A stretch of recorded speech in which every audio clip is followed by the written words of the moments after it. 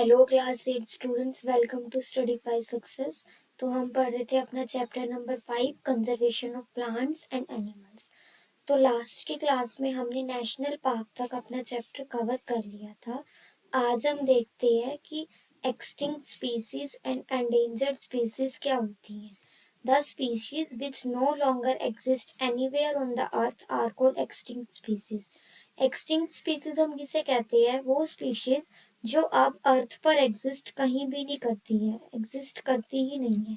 जैसे कि examples dinosaur, dodo, cave lion, Caspian deer and Irish deer. तो ये जो स्पीशीज है डायनासोर, जैसे डायनासोर एक्सटिंक्ट हो गए, खत्म हो गए, वो मतलब कि कहीं पर भी अर्थ पर एग्जिस्ट नहीं करते हैं। तो डायनासोर किस एग्जाम्पल में आता है? एक्सटिंक्ट स्पीसीज में। ठीक है। और फिर आती हैं एंडेंजर्ड स्पीशीज। वो क्या होती हैं? The species which are facing the risk of extinction are called endangered species. मतलब वो स्पीशीज जो कि डेंजर में है, वो एक्सटिंक्ट हो सकती है, मतलब कि वो स्पीशीज जो खत्म हो सकती है, हमारे पास बहुत कम एनिमल्स उनके बचे हैं, तो उन स्पीशीज को क्या बोलते हैं? एंडेंजर्ड स्पीशीज बोलते हैं। An animal species become endangered either because it is few in numbers। कैसे कैसे वो endangered है, मतलब क्या क्या उनको फेस रिस्क करना पड़ रहा है, क्योंकि किस वजह से है, कि कैसे हो सकती है, किस वजह से हो सकती है? या तो वो कम नंबर में हो, या तो वो कि उनको किल किया जा रहा हो, उनको मारा जा रहा हो, या फिर उनको पकड़ा जा रहा हो ह्यूमन बींग्स के द्वारा, या फिर नेचुरल हैबिटेट्स में डिफोरेस्टेशन के कारण वो खुद से खत्म हो रही है। जैसे कि डिफोरेस्टेशन के कारण कैसे? Leading to lack of shelter, मतलब उनको रहने की जगह नहीं मिल रही, फूड नहीं मिल रहा, वाटर नहीं मिल रहा, तो इस वजह से वो खत्म हो रहे हैं। तो एनिमल स्पीशीज एंडेंजर्ड क्यों हो रही है? ये उसके कारण है।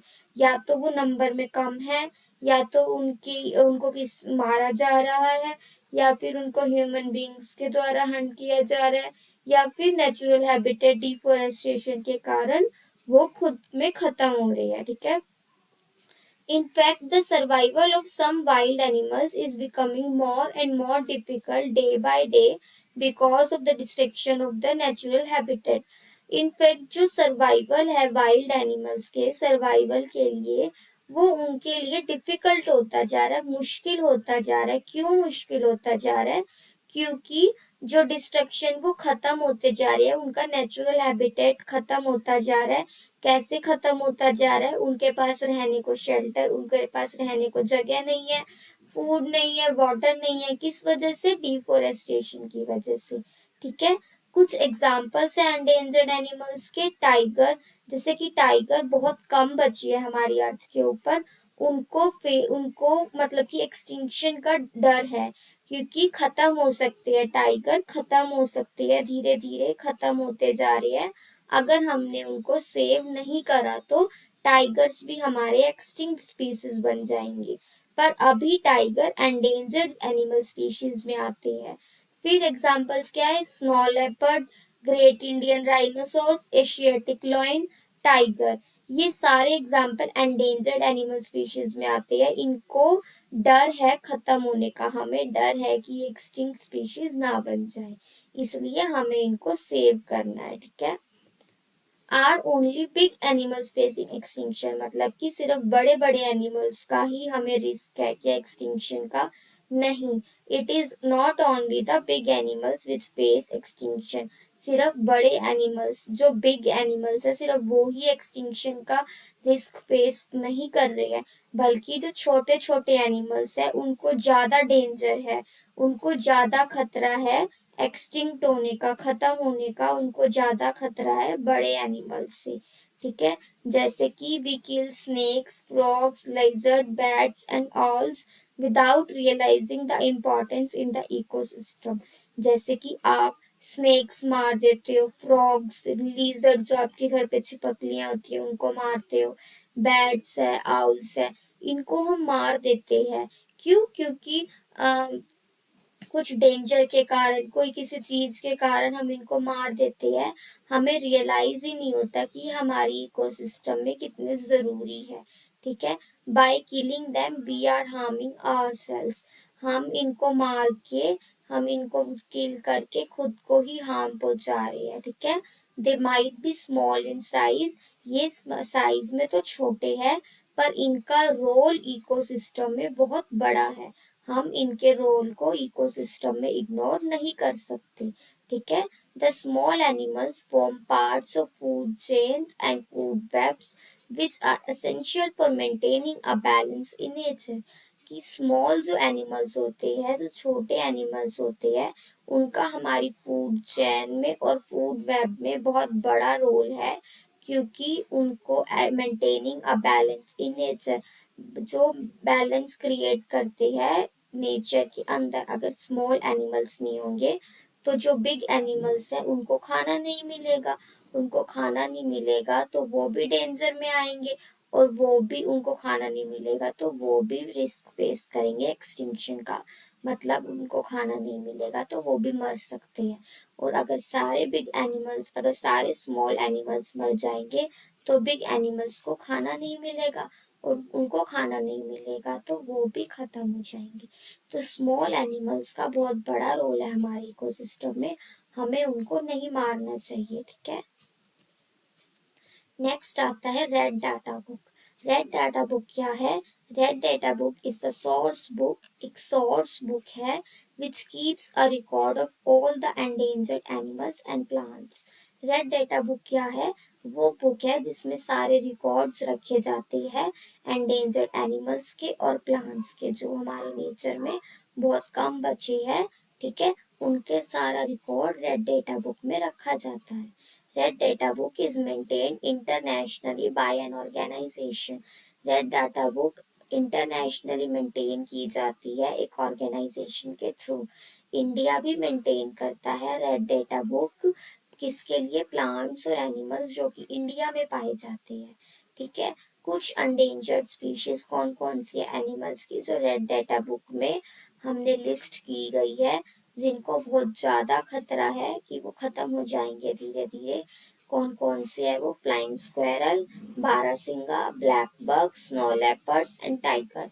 तो ये रेड डेटा बुक में लिस्ट किए गए हैं, इनका नाम लिखा गया है, इनका रिकॉर्ड बनाया गया है। ठीक है, the advantage of maintaining red data book is that we come to know which species of animals and plants are very small in number। तो एडवांटेज क्या है रेड डाटा बुक को मेंटेन करने का? कि एडवांटेज ये है कि ताकि हमको पता चल सके कि कौन सी स्पीशीज बहुत कम नंबर में बची है, कौन सी स्पीशीज एनिमल्स की या प्लांट्स की बहुत कम नंबर में बची है, और जिनको खत्म होने का ज्यादा खतरा है, ताकि हम टाइमली उनको रेमेडियल स्टेप्स लेकर अथॉरिटीज के द्वारा उनको प्रिवेंट कर सके, ताकि वो हमारी अर्थ से हमेशा के लिए खत्म ना हो जाए। जैसे कि डायनासोर्स, डायनासोर्स हमें नहीं दिखते हैं ना अर्थ पर, सिर्फ डायनासोर्स हम बुक्स में पढ़ते हैं, हमने देखे ही नहीं है डायनासोर्स कैसे होते हैं। क्यों? क्योंकि वो एक्सटिंक्ट स्पीसीज है, वो अर्थ से खत्म हो चुकी है। ठीक है, ऐसे ही अर्थ से हमारे पास टाइगर, फ्लाइंग स्क्वेरल, बारहसिंगा, ये सब खत्म ना हो जाए, इसलिए मेंटेन की जाती है रेड डेटा बुक। उसके अंदर सारा रिकॉर्ड बनाया जाता है कि कौन सी स्पीशीज बहुत कम नंबर में बच गई है, ताकि उसको टाइमली कोई स्टेप्स लेके अथॉरिटीज के द्वारा, अथॉरिटीज को स्टेप लेके उनको प्रिवेंट कर पाए। ठीक है, नेक्स्ट आता है migration. The process of a bird moving from one place to another according to the season is called migration. Migration क्या है? वो प्रोसेस जिसमें जो बर्ड होता है वो मूव करता है एक प्लेस से अनदर प्लेस। क्यों मूव करता है? सीजन के अकॉर्डिंग मूव करता है। ठीक है, सीजन के अकॉर्डिंग जो बर्ड्स मूव करते हैं उस प्रोसेस को माइग्रेशन कहते हैं। ठीक है, migration of bird is an adaptation to escape the harsh and cold conditions of their normal habitat in winter so as to survive। Migration of birds क्यों करते हैं माइग्रेशन बर्ड्स? क्योंकि वो अडेप्ट कर पाए किससे? हार्श और कोल्ड कंडीशन से, वो नॉर्मल हैबिटेट में जाके, ताकि वो सरवाइव कर पाए। कई जो बर्ड्स होते हैं वो विंटर्स में सरवाइव नहीं कर पाते हैं, तो वो क्या करते हैं, वार्मर रीजन में चले जाते हैं, जो जहाँ पर ठंड कम होती है।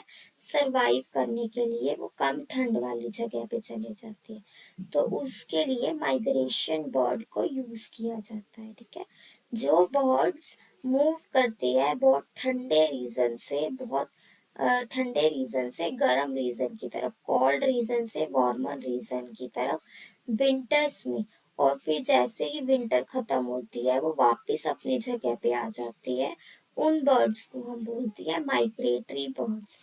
क्या बोलते हैं, माइग्रेटरी बर्ड्स बोलते हैं।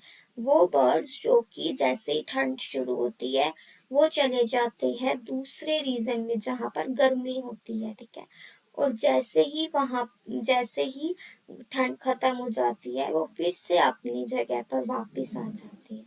उन बर्ड्स को बोलते हैं माइग्रेटरी बर्ड्स।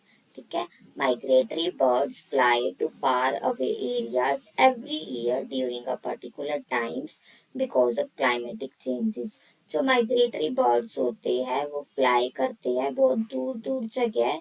ठीक है, फ्लाई करते हैं बहुत दूर दूर जगह, हर साल फ्लाई करते हैं, हर साल माइग्रेट करते हैं।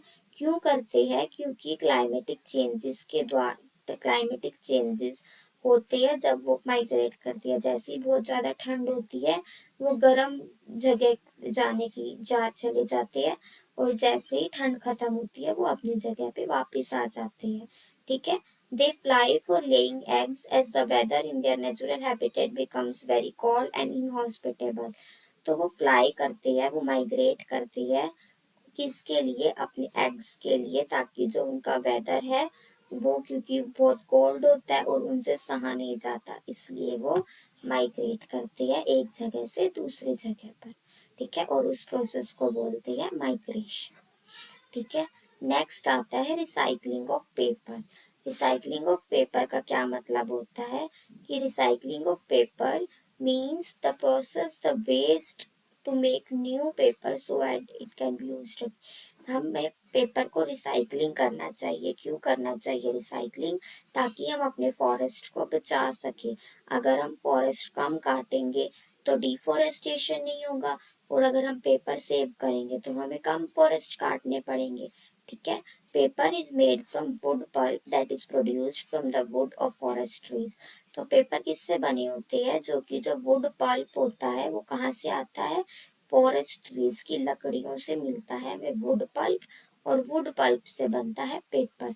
तो paper making is another cause of deforestation. जो हम पेपर बनाते हैं, जो हम पेपर्स बनाते हैं उस वो एक कारण है डिफोरेस्टेशन का। 17 फुल ग्रोथ ट्रेन लगते हैं 1 टन पेपर बनाने में। 17 पूरे पूरे पेड़ हमें चाहिए होते हैं 1 टन पेपर बनाने में। तो हमें पेपर को सेव करना चाहिए ट्रीज को सेव करने के लिए। ठीक है, हमें पेपर का रिसाइकलिंग करना चाहिए, वेस्ट पेपर को रिसाइकलिंग करना चाहिए, ताकि हम उस पेपर को दोबारा यूज कर सके। एक पेपर हम 5 to 7 टाइम्स यूज कर सकते हैं। ठीक है, उसको रिसाइकल करने के बाद हम 5 to 7 टाइम्स यूज कर सकते हैं। इफ ईच स्टूडेंट, अगर हर एक बच्चा पेपर बचाएगा at least 1 sheet of paper in a day, एक दिन में आप एक पेपर भी बचाओगे तो आप एक साल में बहुत सारे ट्रीज बचा सकते हो।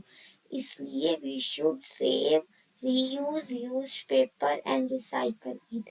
इसलिए हमें सबसे पहले पेपर को बचाना चाहिए, उसके बाद हमें पेपर को, जो आपने यूज कर लिया पेपर जिसमें आपने काम कर लिया उसको आपको रीयूज करना चाहिए, और उसके बाद आपको उसी पेपर को रिसाइकलिंग में देना चाहिए, ताकि आप उसको दोबारा से यूज कर पाओ। ठीक है, by this we not only save trees, इसके ये सब करने से सिर्फ आप ट्रीज ही नहीं बचाते हो, आप एनर्जी भी बचाते हो, आप वाटर भी बचाते हो, जो कि पेपर मैन्युफैक्चरिंग में यूज होती है। ठीक है, the amount of harmful chemical used in paper making will also be reduce. जो पेपर मेकिंग, जब आप पेपर बनाते हैं, जब पेपर्स इंडस्ट्रीज में बनते हैं तो वहां पर हार्मफुल केमिकल्स भी निकलते हैं। उस हार्मफुल केमिकल्स को भी आप बचा सकते हो बाय रिसाइकलिंग ऑफ पेपर। ठीक है। नेक्स्ट आता है रिफोरेस्टेशन। रिफोरेस्टेशन का मतलब क्या है? Planting of trees in an area in which forest were destroyed. तो रिफोरेस्टेशन का मतलब क्या है? आप ट्रीज जब उगाते हो उस जगह पर जहां पर फॉरेस्ट डिस्ट्रॉय खत्म हो गई है, उस प्रोसेस को बोलते हैं रिफोरेस्टेशन। ठीक है। रिफोरेस्टेशन मतलब डिफोरेस्टेशन का उल्टा। डिफोरेस्टेशन मतलब काटना, और रिफोरेस्टेशन मतलब दोबारा से ट्रीज को उगाना। ठीक है। डिफोरेस्टेशन का सोल्यूशन क्या है? रिफोरेस्टेशन। रिफोरेस्टेशन मतलब ट्रीज को प्लांट करना जहां पर फॉरेस्ट को खत्म कर दिया गया है, जहां पर डिफोरेस्टेशन हुई है उसी जगह पे आप दोबारा प्लांट करते हो ट्रीज को, उसका मतलब है रिफोरेस्टेशन। ठीक है। The planting tree should generally be of the same species which are found in that forest. जहाँ जब फॉरेस्ट काटे गए हैं, जिस स्पीशीज वहां पर उगी हुई है उसी को आप दोबारा प्लांट रेज कर सकते हो। ठीक है। और उसी का सेम स्पीशीज में आपको ट्रीज को प्लांट करना है जिस स्पीशीज को काटा गया है। We should plant at least as many trees as we cut. जितने ट्रीज काटे गए हैं उतने ट्रीज तो एटलीस्ट आपको लगाने ही लगाने हैं, ज्यादा भी आप लगा सकते हो। Forest are called green belt of a country. हमारी कंट्री की फॉरेस्ट जो है उसको ग्रीन बेल्ट बोला जाता है। ठीक है। Reforestation can also take place naturally. Naturally भी हो सकता है रिफोरेस्टेशन। ठीक है। अगर आप जहाँ पर वो एरिया कटा हुआ है, फॉरेस्ट कटे हुए है, if the deforested area is left undisturbed it reestablish itself by the natural growth of trees. जहाँ पर एरिया डिफोरेस्ट हुआ है उसको अनडिस्टर्ब छोड़ दो थोड़े टाइम के लिए, और फिर वैसे ही नेचुरल ग्रोथ हो जाएगी ट्रीज की। ठीक है। वहां पर रिफोरेस्टेशन अपने आप हो जाएगा अगर आप उस एरिया को थोड़े टाइम के लिए अनडिस्टर्ब छोड़ दोगे, मतलब वहां कोई भी हलचल ना हो, तो वहां पर अपने आप ट्रीज की नेचुरल ग्रोथ हो जाएगी। तो इसको क्या बोलते हैं? नेचुरल रिफोरेस्टेशन बोलते हैं। इसके अंदर, नेचुरल रिफोरेस्टेशन के अंदर कोई भी ह्यूमन बींग्स का रोल नहीं होता है। ठीक है। We have already caused tremendous damage in our forest. हम पहले से ही अपने फॉरेस्ट के अंदर बहुत सारा नुकसान कर चुके हैं, इसलिए हम अपनी ग्रीन बेल्ट को दोबारा से रिटेन करने के लिए, किसके किसके लिए रिटेन करना है अपनी ग्रीन बेल्ट को? ग्रीन बेल्ट मतलब फॉरेस्ट को दोबारा से रिटेन करने के लिए हमें किसके लिए रिटेन करना है? फ्यूचर जनरेशन्स के लिए। फ्यूचर जनरेशन्स के लिए अपनी ग्रीन वेल्थ को रिटेन करने के लिए हमारे पास सिर्फ एक ही ऑप्शन है कि ज्यादा से ज्यादा पेड़ उगाए जाए। ठीक है। In India we have the forest conservation act. हमारे इंडिया में एक फॉरेस्ट कंजर्वेशन एक्ट है। ये एक्ट क्या करता है? प्रिजर्व करता है और कंजर्व करता है नेचुरल फॉरेस्ट को, ताकि जो बेसिक नीड्स है पीपल की जो वहां रह रही है इन द फॉरेस्ट और नियर द फॉरेस्ट, जो वहां रह रही है उनकी बेसिक नीड्स को पूरा करता है। ठीक है। तो हमें ज्यादा से ज्यादा पेड़ उगाने चाहिए ताकि फ्यूचर जनरेशन्स को आगे कोई दिक्कत ना आए। हमारे पास सिर्फ एक ही ऑप्शन है, पेड़ लगाओ पेड़ लगाओ, इसके अलावा कोई ऑप्शन नहीं है। ठीक है। तो हमारा chapter conservation of plants and animals आज खत्म होता है। आई होप आपको समझ आया होगा, अच्छे से समझ आया होगा ये चैप्टर। अच्छे से रिवाइज करिए ये चैप्टर। ठीक है। Thank you. If you want the notes of this video, go to the group description and download the Studify Success app to access the notes. Thank you so much.